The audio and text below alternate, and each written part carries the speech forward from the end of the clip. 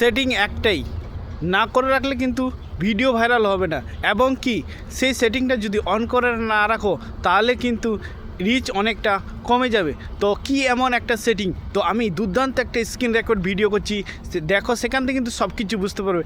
আর ভিডিওটা ভালো লাগলে লাইক কমেন্ট শেয়ার করে দেবে। এইরকম গুরুত্বপূর্ণ ভিডিও পেতে হলে অবশ্যই পাশে থাকবে। প্রথমে আমি ফেসবুকটা অন করে নিলাম, ঠিক আছে। এইবার উপরে যে থ্রি ডট আছে এই জায়গাটা গেলাম, যাওয়ার পরে কোথায় যাব, সেটিং বলে যে অপশানটা আছে এই জায়গাটা যাব।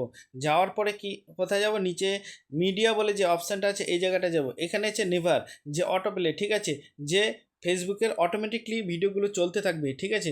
এইবার তোমাদের হোম পেজে যে তোমরা যদি কমেন্ট, তো নিজের ভিডিও যে কমেন্ট রিপ্লাই করা যাওয়ার সময় যদি নিজের ভিডিও বারবার চলতে থাকে তাহলে কিন্তু সেই ভিডিও থেকে রিচটা অনেকটা কমে যাবে। অতএব তোমরা যদি এই সেটিংটা টিকমার্ক দিয়ে রাখো তাহলে সেই ভিডিওটা চলবে না, আর নিজের ভিডিও বারবার দেখলে অনেকটা রিচ কমে যায়। অতএব এই সেটিংটা অবশ্যই করে রাখবো। তো যাই হোক, তো ভিডিওটা এতটুকু। যদি ভিডিওটা ভালো লাগে অবশ্যই লাইক কমেন্ট শেয়ার করে দেবো। এরকম গুরুত্বপূর্ণ ভিডিও তাহলে অবশ্যই পাশে